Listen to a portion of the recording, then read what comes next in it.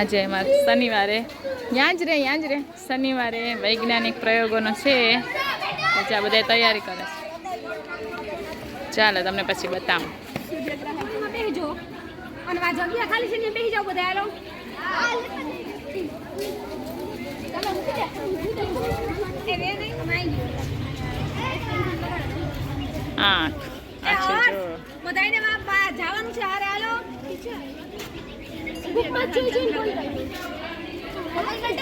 પ્રતાપ પાણીના ગ્લાસમાં કંઈક લઈને આવે છે. માત્ર પુસ્તકમાં વાંચવાનો વિષય નથી, પરંતુ તે આપણા રોજિંદા જીવનમાં આપણી સાથે જોડાયેલો છે.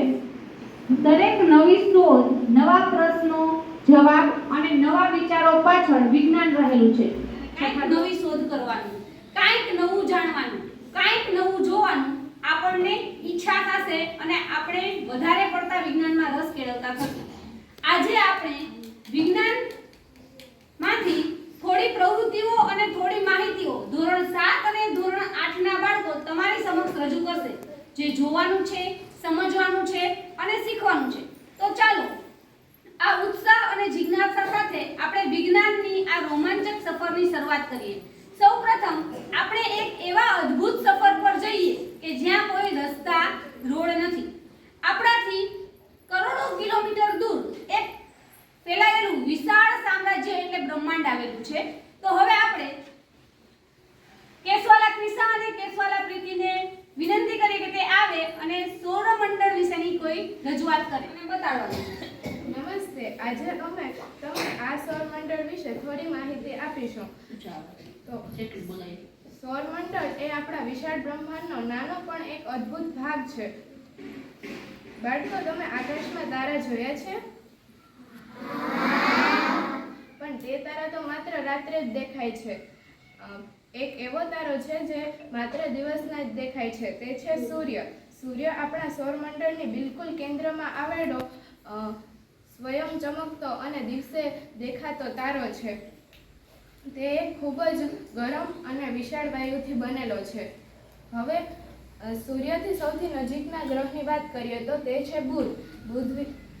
થોડી બુધ વિશે માહિતી આપીએ. બુધ સૂર્યથી પ્રથમ નંબરે આવેલો ગ્રહ છે, જે ખૂબ જ નાનો અને ગરમ ગ્રહ છે.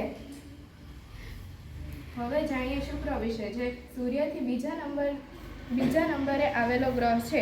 તે રાત્રિના આકાશમાં સૌથી વધુ ચમકતો ગ્રહ છે. તેને મોર્નિંગ સ્ટાર અથવા ઇવનિંગ સ્ટાર તરીકે પણ ઓળખવામાં આવે છે. તેનું વાતાવરણ ખૂબ જ ઘટ અને ગરમ હોય છે. હવે જાણીએ સૂર્યથી ત્રીજા નંબરે આવેલી પૃથ્વી વિશે. છે તેના પર ઘણા પ્રાણીઓ રહે છે. તે સૂર્યથી ત્રીજા નંબરનો ગ્રહ પિંકાઈ ગ્રહ તરીકે પણ ઓળખવામાં આવે છે, કેમ કે તે સૌરમંડળનો સૌથી મોટો ગ્રહ છે. તેને ઘણા સૌરમંડળના સૂર્યથી છઠ્ઠા નંબરનો ગ્રહ છે. તે સૌરમંડળનો બીજા નંબરનો સૌથી મોટો ગ્રહ છે. તે સૂર્યથી છઠ્ઠા નંબરે આવેલો છે. તે પોતાના આજુબાજુ રહેલા અદ્ભુત વલયોથી ખૂબ જ જાણીતો છે. તે મોટા ભાગે વાયુનો બનેલો છે.